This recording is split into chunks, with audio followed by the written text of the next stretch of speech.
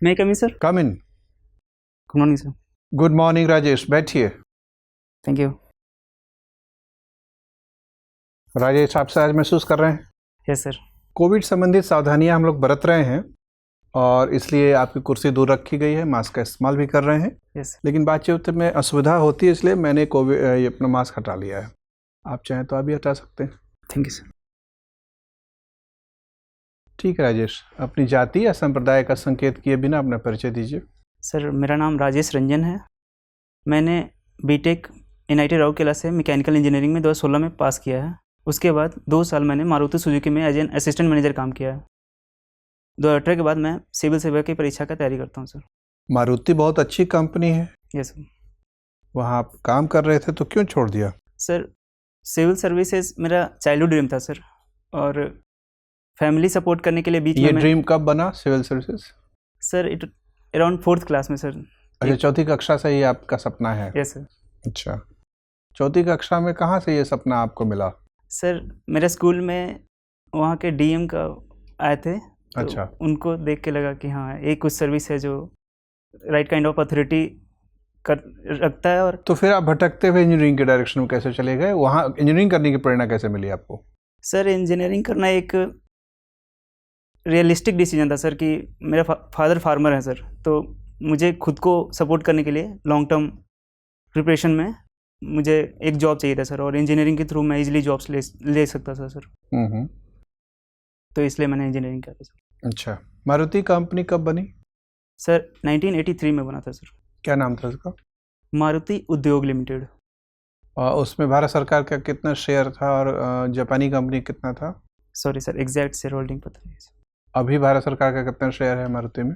Sir अभी around 1991 में भारत सरकार ने सारे शेयर बेच दिए हैं सर। 91 में बेच दिया था? 1999 में। यस। अच्छा, अभी कौन है मैनेजिंग डायरेक्टर उसके? सॉरी सर, अभी याद नहीं है सर। चेयरपर्सन? Sorry sir. अच्छा, आप जहानाबाद के रहने वाले हैं? Yes sir. जहानाबाद के 2 अंतर्राष्ट्रीय ख्याति प्राप्त उद्यमियों का नाम बताइए।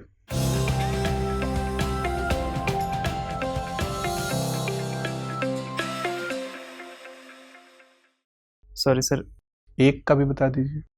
जहानाबाद से ख्याति प्राप्त, विश्व स्तरीय ख्याति प्राप्त इंडस्ट्रियलिस्ट।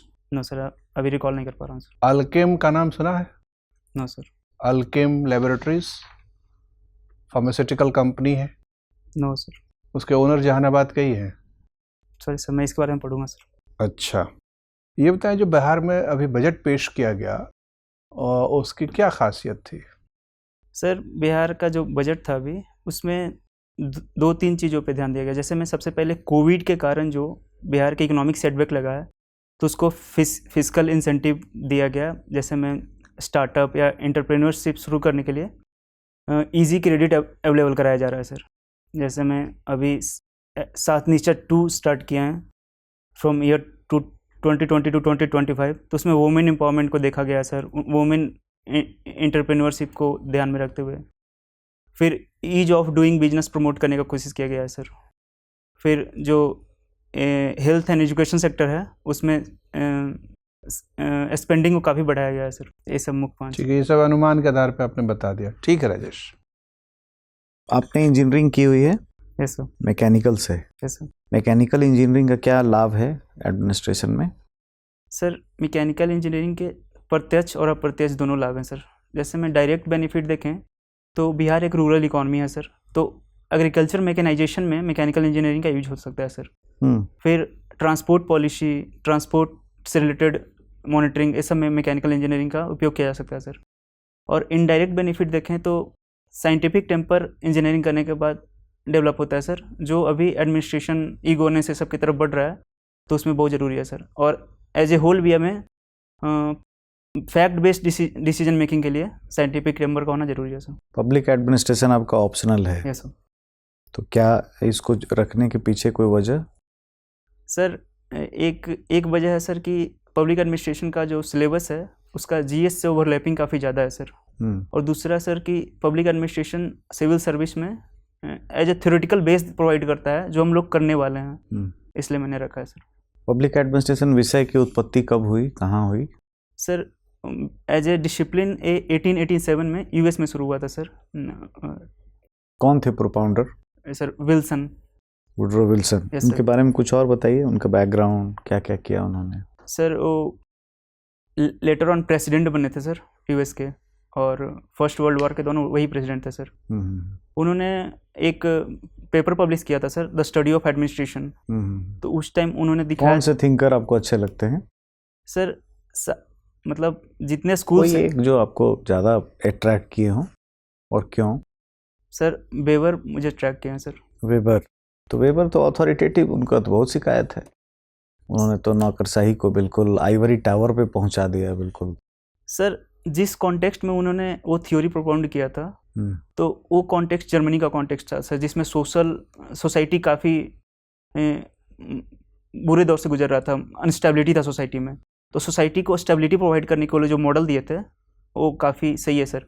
और उसके बाद दूसरे कंट्री ने उनके मॉडल्स को अपनाया था सर।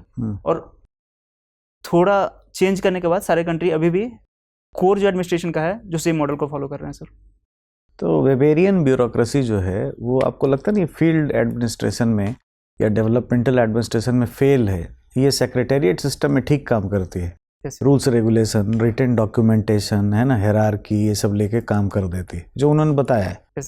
तो भारत के लिए तो बहुत अच्छा नहीं लग रहा है। यस सर, ये बेवेरियन ब्यूरोक्रेसी डेवलप्ड कंट्री के लिए ज़्यादा सुटेबल है, जहाँ पे रेगुलेटरी एडमिनिस्ट्रेशन का ज़्यादा ज़रूरत है सर। भारत में डेवलपमेंट एडमिनिस्ट्रेशन का भी ज़रूरत है, तो बेवेरियन ब्यूरोक्रेसी के को इम्प्रूव्ड वर्जन का ज़रूरत है सर। भारत में चेंज विथ कंटिन्यूटी का ज़रूरत है सर। चेंज चाहिए सोसाइटी में फॉर डेवलपमेंट। कैसे आएगा सर? सबसे पहले बेवेरियन ब्यूरोक्रेसी एक रिजिड हायरार्की प्रोपाउंड करते हैं, तो नंबर ऑफ हायरार्की एडमिनिस्ट्रेशन में रिड्यूस होना चाहिए था सर। फिर जो एक ऑफिशियल्स के पास डिस्क्रिशनरी पावर है उसको घटाना, क्लियर कट मतलब रूल के थ्रू। चलिए बहुत तेजी से जवाब दीजिएगा। सिटीजन चार्टर क्या होता है, एकदम कम से कम शब्दों में? सर सिटीजन चार्टर एक मैकेनिज्म है जिससे ब्यूरोक्रेसी को अकाउंटेबल ठहराया जा सकता है सर। इसमें कोई एक डिपार्टमेंट टाइम बाउंड। इसकी कानूनी बाध्यता होती है या नहीं होती? नो सर, अभी करेंटली कानूनी बाध्यता नहीं है सर। ई गवर्नेंस का आपने नाम लिया था, क्या होता है? सर एडमिनिस्ट्रेशन में आईसीटी का उपयोग, information and communication technology e governance कहलाता है। Yes sir. कुछ मॉडल बताइए फटाफट। सर ई गवर्नेंस का मॉडल से government to government model, government to business model, government to citizen model, ये सब मॉडल्स हैं सर। ठीक, थैंक यू सर। राजेश, ये बताइए कि अभी भारत का जो पड़ोसी देश है नेपाल, तो इसमें अभी प्रधानमंत्री कौन है और किस पार्टी से आते हैं? सर अभी प्रधानमंत्री चेंज हुए हैं, लेकिन उनका नाम मैं रिकॉल नहीं कर पा रहा हूँ। इनसे पहले कौन थे? श्री ओली थे सर। ओली। अच्छा। तो ओली के, भारत के साथ ओली के जो प्रधानमंत्री वाला काल था उसमें भारत और नेपाल के संबंध कैसे रहे? सर ओली का जो पार्टी है, कम्युनिस्ट पार्टी ऑफ नेपाल, वो चाइना के से ज़्यादा क्लोज थे सर। इसके कारण भारत के साथ दिक्कत हुआ है सर, तनाव रहा है। Yes sir. जैसे मैं अच्छा, ये जो सुस्ता विवाद है ये किस चीज़ को लेकर है?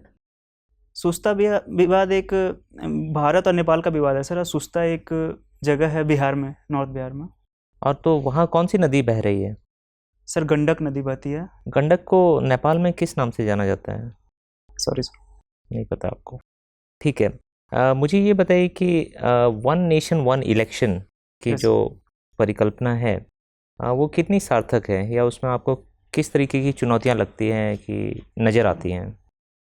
Sir one nation one election से कुछ फ़ायदे हैं सर और कुछ चुनौतियाँ हैं सर। अगर फ़ायदों को देखें तो लॉन्ग टर्म इलेक्शन होते रहता है, तो इसके कारण पॉलिसी पैरालिसिस काफ़ी ज़्यादा होता है सर। गवर्नमेंट डिसीजंस नहीं ले पाती हैं। चुनौतियाँ बताइए आप। चुनौतियाँ देखें तो सर उनका फ़ायदा था कि वो कंटिन्यूअस अकाउंटेबल ठहराती थी अगर राउंड द ईयर इलेक्शंस होते रहते थे सर। तो एक है कि मतलब गवर्नमेंट को 5 साल के लिए हम लोग चुन लेंगे, तो कंटिन्यूअस बेसिस पे लोग अकाउंटेबल नहीं ठहरा पाएंगे सर। दूसरा है सर कि उसमें नेशनल पार्टी का जो वैल्यूज हैं, जो नेशनल जो एजेंडा हैं, वो ज़्यादा डोमिनेट करेंगे। क्या लगता है रीजनल पार्टीज का होना भारतीय लोकतंत्र को मजबूत बनाता है या इसको कमज़ोर करता है? सर मुझे लगता है कि रीजनल पार्टी का होना भारत की राजनीति को मजबूत बनाता है सर। कैसे? सर रीजनल पार्टी एक छोटे छोटे सेक्शंस को रिप्रेजेंट करते हैं सर। और डेमोक्रेसी का एसेंस है हर लोगों का पार्टिसिपेशन होना चाहिए डिसीजन मेकिंग में सर, गवर्नेंस में सर। और ये हम लोग रीजनल पॉलिटिकल तो क्या इसके लिए रिप्रेजेंटेटिव डेमोक्रेसी अच्छा है या कुछ लिस्ट सिस्टम टाइप में हमें चला जाना चाहिए जिससे सबको रिप्रेजेंटेशन मिलेगा? सर अभी करंट सिस्टम में रिप्रेजेंटेटिव डेमोक्रेसी सही है sir. First pass the post system जो है यस सर, इसमें अगर आपको 2 खामियां बतानी हो तो क्या खामी हो सकती है? First pass the post system की सबसे पहली खामी है सर कि सारे सेक्शंस की आवाज़ को नहीं लेके चल सकता है सर, क्योंकि इसमें अगर आप बहुत सारे कैंडिडेट्स हैं तो बहुत मिनिमम वोट्स के साथ भी वो जीत सकते हैं सर, तो सारे सेक्शंस की आवाज़ को नहीं ले जा सकते हैं। तो और कोई? सॉरी सर, अभी एक ही रिकॉल कर। ठीक है सर। Rajesh, yes sir. अंग्रेजों ने भारत में बहुत सारे कानून बनाए। यस उन महत्वपूर्ण कानूनों में सबसे पहला था रेगुलेटिंग एक्ट। Yes sir. बता सकते हैं कब बना था और उसके कुछ महत्वपूर्ण प्रावधान क्या थे? सर रेगुलेटिंग एक्ट 1773 में बना था सर, और उनके प्रमुख प्रावधान इस प्रकार हैं सर। सबसे पहले गवर्नर ऑफ बंगाल को गवर्नर जनरल ऑफ बंगाल का डेजिग्नेशन दिया गया था सर, और गवर्नर ऑफ मद्रास और गवर्नर ऑफ बॉम्बे को उनके अंदर ला दिया गया था सर। अगर वॉर और पीस का मैटर हो तो उनके अंदर ला दिया गया था। उसके बाद एक सुप्रीम कोर्ट का निर्माण हुआ था सर, कोलकाता में सुप्रीम कोर्ट का निर्माण हुआ था, और गवर्नर जनरल को असिस्ट करने के लिए 3 और मेंबर को नियुक्त किया गया था सर, सॉरी 4 मेंबर को नियुक्त किया गया था सर। सोच लीजिए, ठीक है, 3 की 4? 4 सर। उन चारों सदस्यों को क्या कहते थे? उनके ग्रुप को क्या कहते थे? गवर्नर जनरल काउंसिल बोलते सर। कौन सा काउंसिल? लेजिस्लेटिव काउंसिल कि एग्जीक्यूटिव काउंसिल? सर वो उस टाइम दोनों फंक्शन वही परफॉर्म कर रहे थे सर, लेजिस्लेटिव एंड एग्जीक्यूटिव दोनों था, सेपरेशन नहीं था। No sir. संविधान के किस अनुच्छेद में separation of legislature from executive का प्रावधान है? सर आर्टिकल 50 में इसका बात किया गया था सर। पक्का? यस। अच्छा, पिट्स इंडिया एक्ट जो बना था 1784 में, यस। उसमें क्या इन सदस्यों का कोई कार्यकाल भी नियत कर दिया गया था? सर अभी रिकॉल कर पाऊँ सर, शायद 3 साल कार्यकाल किया गया था सर, और नंबर ऑफ मेंबर्स घटाए गए थे सर, 4 to 3 किए गए थे। अच्छा, 3 साल ही किया गया था कि 5 साल किया गया था? सॉरी सर, मैं इसके बारे में पढ़ूंगा सर। उसी वक्त से 5 साल का कार्यकाल नियत हो गया है। Thank you sir. आपको लगता है कि भारत की जो आज़ादी मिली, यस, उसमें अमेरिका की कोई भूमिका थी? यस सर, मुझे लगता है कि इसमें अमेरिका का भी भूमिका था। क्या? क्योंकि सेकेंड वर्ल्ड वॉर होने के बाद अमेरिका यूके को प्रेशराइज कर रहा था कि वो रैपिड डीकोलोनाइजेशन करें। अगर हम देखें तो सिर्फ 1945 के बाद सिर्फ भारत आज़ाद नहीं हुआ, उसके साथ साथ म्यांमार और अफ्रीका के बहुत देश आज़ाद हुए। तो इससे कहा जा सकता है कि अमेरिका का प्रभाव रहा सर। तो अगर हम आंदोलन न करते तो भी क्या आज़ादी हमें मिल गई होती? सर आंदोलन का भी एक योगदान है सर, जिससे ब्रिटिशर्स प्रेशराइज हुए थे सर, और अमेरिका का भी योगदान रहा है सर। ज़्यादा कारगर क्या है, भीतरी देश के भीतर का आंदोलन कि अमेरिका का दबाव ऊपर से? सर मुझे लगता है कि देश के अंदर के आंदोलन का बहुत ज़्यादा प्रभाव रहा सर। नेशन बिल्डिंग में भी काफ़ी वो रहा, इम्पैक्ट रहा उसका सर। ठीक है राजेश, आपसे बातचीत करके अच्छा लगा। आपका इंटरव्यू हो गया। Thank you sir. Thank you sir. Thank you.